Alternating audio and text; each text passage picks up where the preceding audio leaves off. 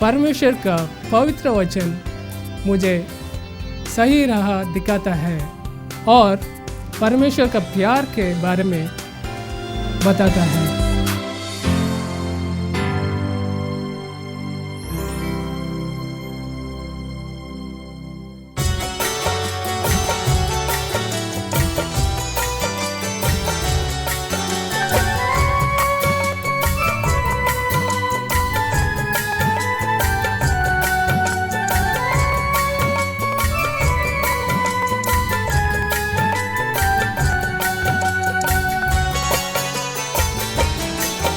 जब आएगा यीशु मसीहा हो, जब आएगा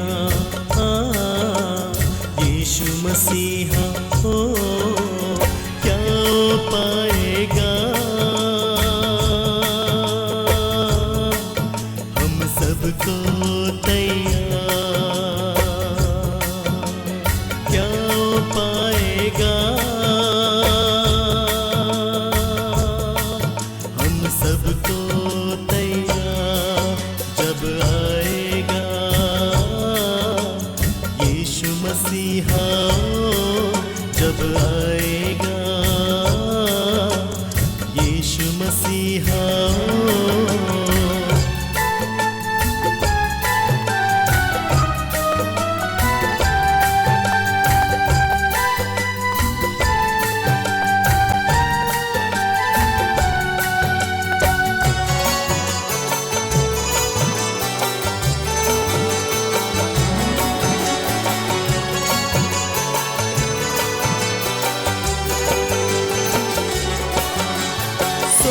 नहीं तुम पांच कुंवारी जैसे, आएगा यीशु जाने कब कैसे। सोना नहीं तुम पांच कुंवारी जैसे, आएगा यीशु जाने कब कैसे। याद ये रखना भूल न जाना, याद ये रखना भूल न जाना, बाइबल की बात लिखी। जब आएगा यीशु मसीहा हो, जब आएगा यीशु मसीहा हो।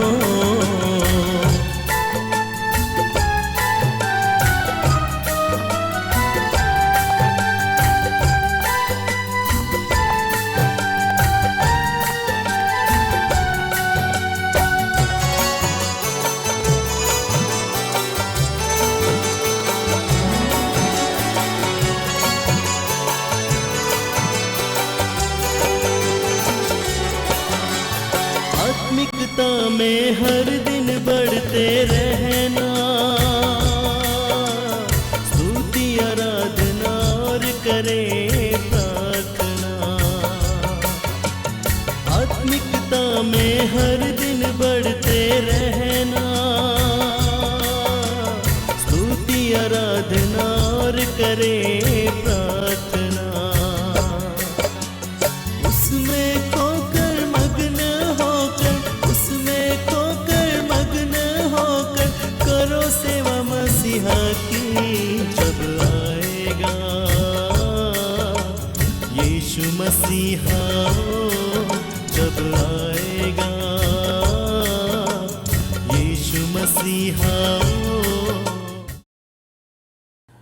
भाई और बहनों, मैं परमेश्वर का धन्यवाद करता हूं कि मैं एक बार फिर आपके सामने आ सकता हूं। सचमुच ये परमेश्वर का अनुग्रह है मुझ पर कि वो मुझे बार बार समय दे रहा है कि मैं आपसे परमेश्वर के वचन की बात कर सकता हूं। क्योंकि परमेश्वर के वचन को जानना, समझना और उसे अपने जीवन में अपनाना इंसान के लिए बहुत ही महत्वपूर्ण है। जब तक हम परमेश्वर के वचन को जानेंगे नहीं, तब तक हम अपने जीवन के लिए कोई भी उत्तम निर्णय नहीं ले सकते। जब प्रभु यीशु मसीह इस दुनिया में थे तो प्रभु यीशु मसीह ने जब लोगों को समझाया तो अक्सर प्रभु यीशु मसीह दृष्टांत में बात करते थे। तो प्रभु यीशु मसीह से पूछा गया कि आप लोगों के साथ दृष्टांतों में बात क्यों करते हैं? तो प्रभु यीशु मसीह ने उन्हें उत्तर दिया, ताकि ये लोग जिनसे मैं बात करता हूं वो अच्छी तरह समझ जाएं। परमेश्वर चाहता है कि हम परमेश्वर के वचन को अच्छी तरह समझ जाएं और उस वचन को अपने जीवन में अपनाएं, ताकि हमारा जीवन बेहतर हो, हमारा जीवन औरों से अलग हो, हमारा जीवन ऐसा हो कि लोग हमें देखकर कहें कि ये सचमुच परमेश्वर को मानने वाले लोग हैं। आइए, इससे पहले कि हम परमेश्वर के वचन को सीखें, अपने सिरों को झुकाएंगे और परमेश्वर से सहायता मांगें।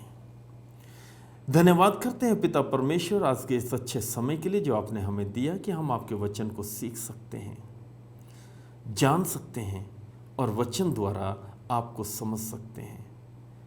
पिताजी, जब हम वचन को पढ़ते हैं हमें हिम्मत दीजिए कि आपके वचन को हम समझकर अपने जीवन में अपनाएं और अपने जीवन को बेहतर बनाएं। यीशु मसीह के नाम से मांगते हैं, आमीन। भाई और बहनों, हम बात कर रहे हैं कि प्रभु यीशु मसीह दृष्टांतों में बात करते थे और प्रभु यीशु मसीह चाहते थे कि लोग समझ सकें।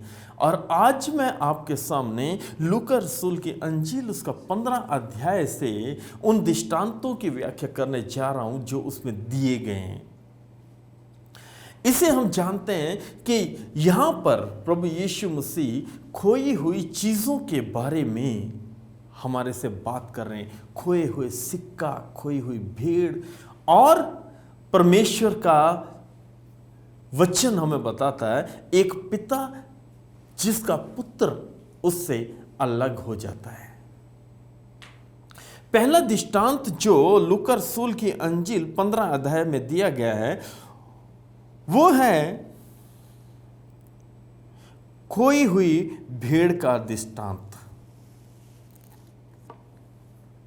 जब हम इस दृष्टांत को पढ़ते हैं तो हम जानते हैं कि एक स्वामी था, एक गडरिया था, एक भेड़ें चराने वाला व्यक्ति था जिसके पास कहा गया है कि 100 भेड़ें थी। वो जो गडरिया था सारा दिन उन भेड़ों को लेकर घूमता है, उन भेड़ों को ऊंचे नीचे जगहों से गुजरता है। हो सकता है कि वीराने से गुजरा हो सकता है कि ऐसी जगह से गुजरा हो जहां पर पानी हो, और यह भी हो सकता है कि पथरीले इलाके से गुजरा हो। सारा दिन जब वो अपनी भेड़ों को लेकर जाता है, चराता है, तो पूरा दिन भेड़ों को चराने के बाद वो गडरिया रात को अपनी भेड़ों को लेकर जब वापस आता है और उन्हें उनके बाड़े में बंद करता है, तो भाई और बहनों बताया गया कि उसने जब भेड़ों की गिनती की तो उनमें से एक कम थी। मैं दोबारा बताना चाहता हूं कि जब उसने भेड़ों की गिनती की तो 100 की बजाय 100 में से एक कम 99 भेड़ें थीं। मान लीजिए कि आपके पास 100 भेड़ें, उनमें से एक गुम हो जाए तो आप क्या करेंगे? लेकिन ये जो गडरिया था, ये जो चरवाहा था, ये उन भेड़ों को बाड़े में छोड़कर वापस उसी रास्ते पे गया जहां वो पूरा दिन घूमा था। हो सकता है कि उसने बहुत लंबा सफर तय किया हो सकता है कि वो जंगली इलाका हो सकता है कि उसने ताराई का इलाका भी पार किया हो। लेकिन मेरे भाई और बहनों, वो गडरिया, वो चरवाहा उस भेड़ को खोजने के लिए गया।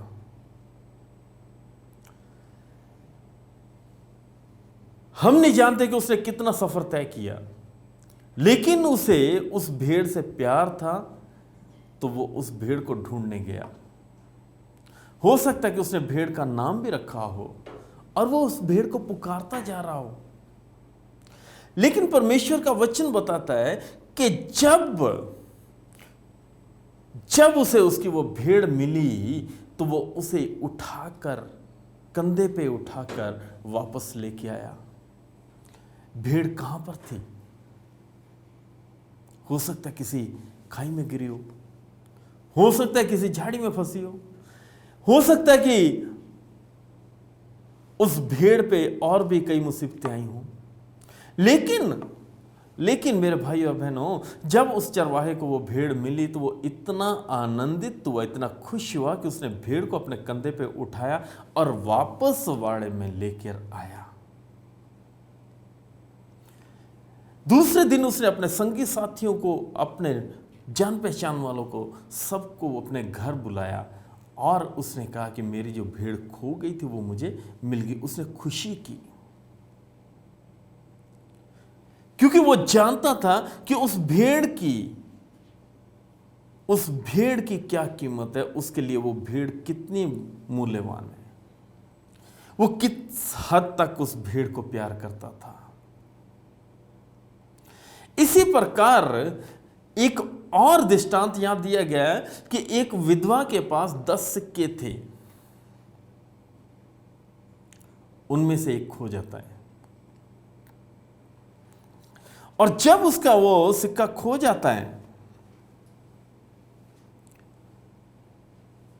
तो वो विधवा परेशान हो जाती है।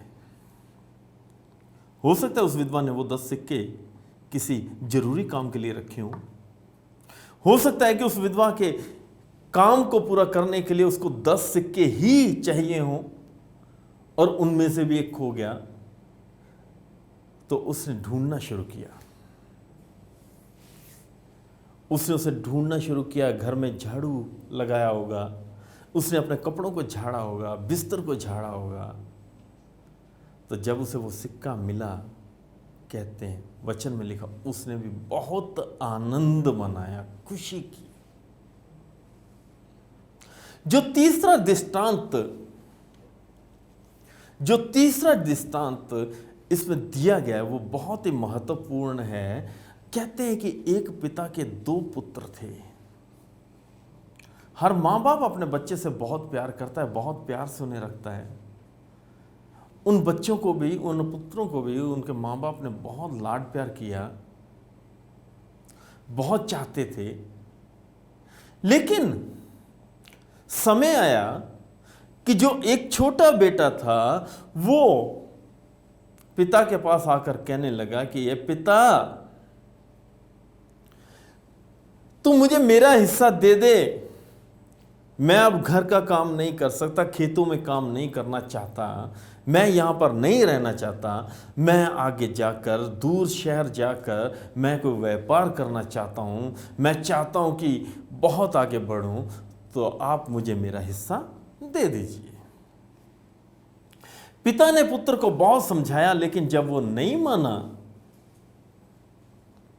तो पिता ने उसे उसका हिस्सा दे दिया।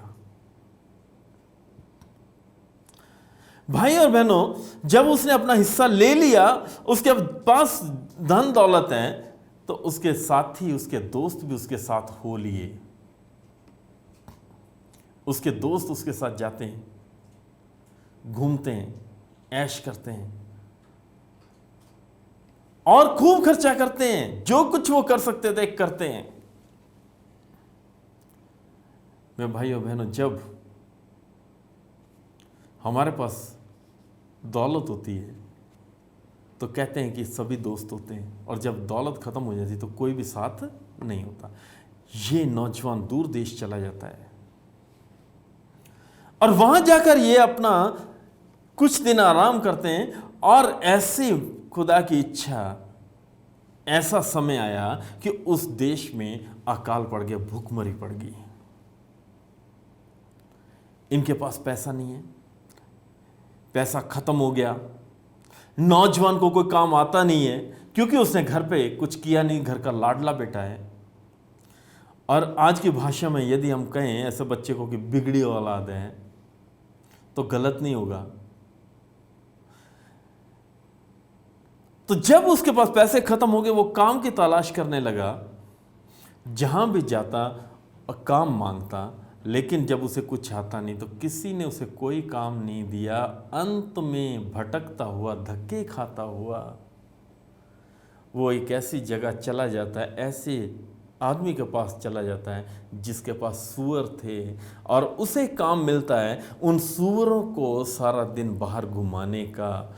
और उसके साथ शर्त एक ही थी कि जहां ये सूअर खाएंगे, जहां से ये चरेंगे, तो तू भी उसी में से निकाल के जो खा सके खा लेना। बेटा बैठा है, फटे हाल, कपड़े फट के, भूख से बेहाल है, तो विचार करता है, फिर सोचता है कि उसने किया क्या है। वो सोचता है कि मेरे पिता के घर में मैं ऐश कर रहा था, मेरे कपड़े भी अच्छे थे और खाना भी भरपेट में खाता था, किसी चीज की कमी नहीं थी। आज मैं परेशानी में हूं, दुख में हूं, क्यों ना मैं अपने पिता के पास वापस चला जाऊं। वो सोचता है कि मेरे से तो मेरे घर में जो मेरे पिता के नौकर हैं उनकी हालत अच्छी है, क्यों ना मैं पिता से जाके बेनती करूं कि मुझे एक नौकर के रूप में रख लीजिए। ये सोचकर वो उठ के चल पड़ता है। दूसरी ओर भाई और बहनों, पिता की हालत पर विचार कीजिए, जिसका जवान बेटा घर छोड़ के अपना हिस्सा लेके चला गया। वो चिंतित है और रोज सुबह शाम उस रास्ते पर देखता है जिस रास्ते से वो बेटा गया है। इस उम्मीद पर वो उस रास्ते पे नजर टिकाए हुए रहता है कि एक ना एक दिन इसी रास्ते, जिस रास्ते बेटा गया, उसी रास्ते वापस आएगा। एक समय आया, दिन आया कि दूर से बाप देखता है कि कोई चला आ रहा है। बाप पहचानता नहीं,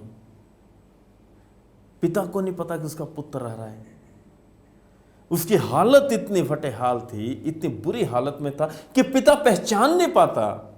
लेकिन जैसे जैसे वो बेटा पास में आया तो उसने पहचाना, तो पिता कहने लगा कि मेरा बेटा आ रहा है।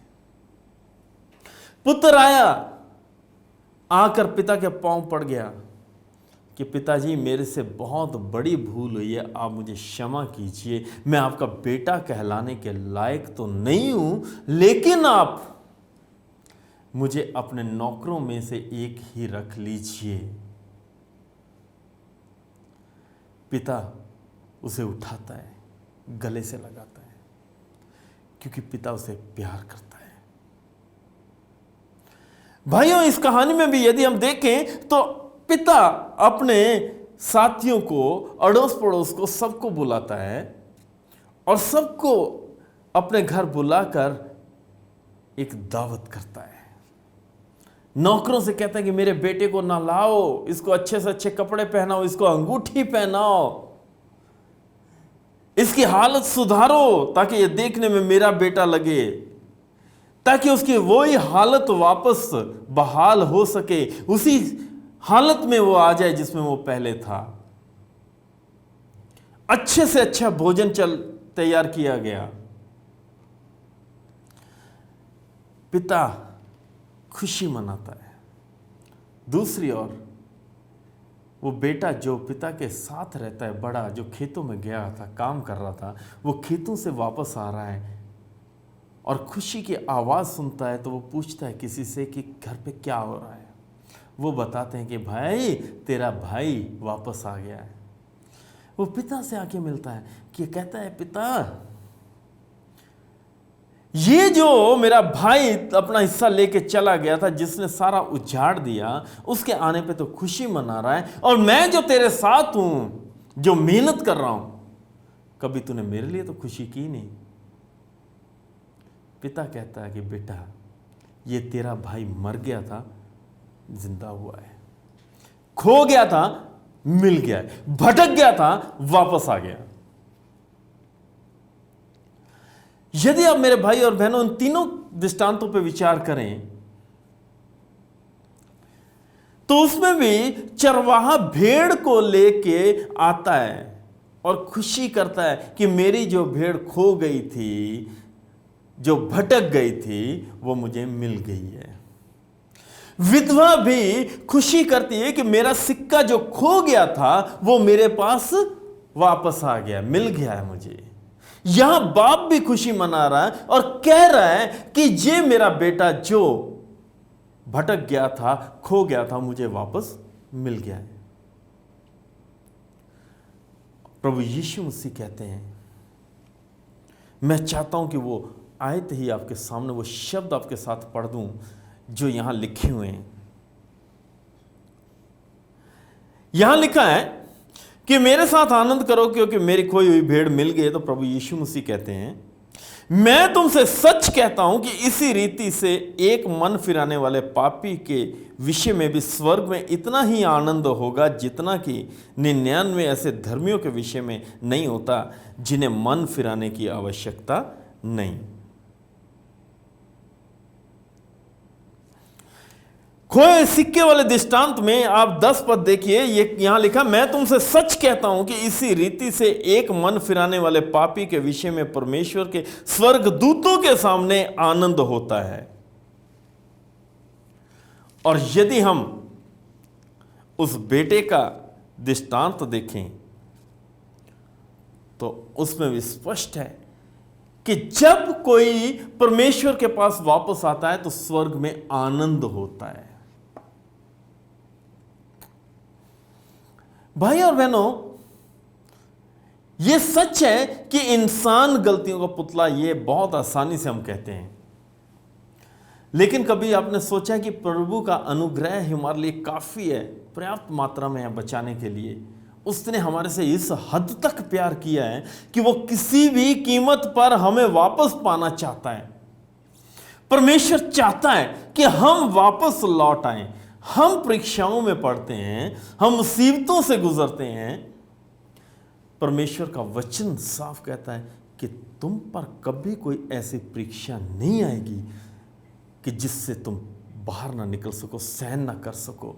लेकिन जब परीक्षा में होते हैं, हम लोग परेशानी में होते हैं, परमेश्वर ऐसा रास्ता खोलता है कि हम उस परीक्षा में से बाहर आ जाते हैं। आज के समय में, आज के दौर में हम भाग दौड़ कर रहे हैं, बहुत मेहनत कर रहे हैं, लेकिन फिर भी परेशान हैं। भाई और बहनों, मैं आज, हो सकता है कि यह बात आपको थोड़ी सी अटपटी लगे, लेकिन विचार जरूर करना। विज्ञान का युग है, तो क्या विज्ञान से हमने जो आविष्कार किए हैं, उन आविष्कारों के कारण क्या हम सुखी जीवन व्यतीत कर रहे हैं या और अपने जीवन को मुसीबत में डाल लिया है? आप इस पर विचार कीजिए कि हमने जितने साधन बनाए हैं, मोटर गाड़ियों को ले लीजिए। मोटर गाड़ियों के आने के कारण हमारी दूरी तो कम हो गई है, फटाफट एक जगह से दूसरी जगह चले जाते हैं। लेकिन यदि आप शहरों में देखें तो आपको दिखेगा ज़्यादातर लोगों ने अपने मुंह बांधे हुए हैं। क्यों? ऐसा कौन सा काम उन्होंने कर लिया कि मुंह छुपा रहे हैं? नाम लगाते हैं प्रदूषण। किसके कारण हुआ? हमने तरक्की की या हम भटक गए हैं कि जहां हम पैदल जा सकते हैं हम वहां पैदल नहीं जाते, वहां भी हम किसी ना किसी साधन से जाना चाहते हैं। हमारे शरीर को उतनी कसरत नहीं मिल रही, हम अपने शरीर को खराब कर रहे हैं। कैसा आविष्कार हमने किया? जो भोजन हमारी सेहत के लिए, हमारे शरीर के लिए अच्छा है, हम अपने उस भोजन में ज्यादा उत्पाद लाने के लिए हम दवाइयों का इस्तेमाल कर रहे हैं, जिससे हमारी सेहत पर परिणाम हो रहा है, उसके रिजल्ट गलत आ रहे हैं।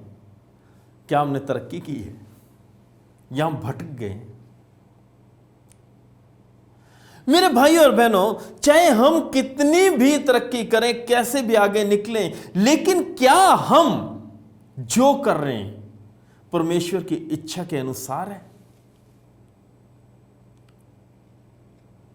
परमेश्वर चाहता है कि जो भटक गए हैं, जो खो गए हैं, वो वापस उसके पास आ जाएं। परमेश्वर चाहता है कि हम उन्नति करें। हम में से बहुत से बहन भाई जो यहाँ बैठे हैं, आज मेरे भाई, मेरी बहनें, मेरे बच्चे, हो सकता है कि आप परमेश्वर से दूर हैं। हो सकता है कि हम ऐसे साधनों को जुटाने में लगे हुए हैं ताकि हम आराम का जीवन व्यतीत करें, लेकिन हमारे जीवन में आराम नहीं है। उस बेटे की तरह हम भटक गए हैं। हम अपने पिता की आवाज नहीं सुन रहे। उस भेड़ की तरह हम रास्ता भूल चुके हैं, लेकिन हमारा चरवाहा, हमारा परमेश्वर, हमारा पिता हमसे इतना प्यार करता है कि वो चाहता है कि हमारे जीवन में खुशहाली आए। वो चाहता है कि हम उसके साथ मिले रहें, हम उसके गले में मिले रहें, उसके झुंड में मिले रहें। भाई और बहनों, मैं आज आपसे पूछना चाहता हूं कि क्या आप उसके झुंड में, उनके लोगों में, उसके साथ रहने के लिए तैयार हैं? क्या आपने यह निर्णय कर लिया है कि हमने अपना जीवन परमेश्वर के साथ मिलकर गुजारना है? क्या आपने यह निर्णय कर लिया है कि हमने आपस में प्यार मोहब्बत से रहना है? क्या हमने यह निर्णय कर लिया है कि आपके कारण स्वर्ग में खुशी मनाई जाए? भाई और बहनों, यहां लिखा है कि जब एक भी पापी परमेश्वर के और मन फिरा कर आता है तो स्वर्ग दूतों के साथ खुशी मनाई जाती है। क्या आप कह सकते हैं कि आपके कारण स्वर्ग में खुशी मनाई जा रही है? भाई और बहनों, विचार कीजिए कि क्या हमारे कारण परमेश्वर खुश है? हमारे बहन भाई, हमारे रिश्तेदार, हमारे अड़ोस पड़ोस वाले हमसे खुश हैं? क्या लोग हमें जानते हैं कि हम परमेश्वर को मानने वाले लोग हैं? यदि नहीं, तो आज भी हमारे पास समय है। आज भी हम अपने आप को परमेश्वर के हाथ में दे सकते हैं। आज भी परमेश्वर के आगे हम झुक सकते हैं, परमेश्वर से सहायता मांग सकते हैं। परमेश्वर आपको आशीष देगा। आइए परमेश्वर के आगे सिरों को झुकाएं।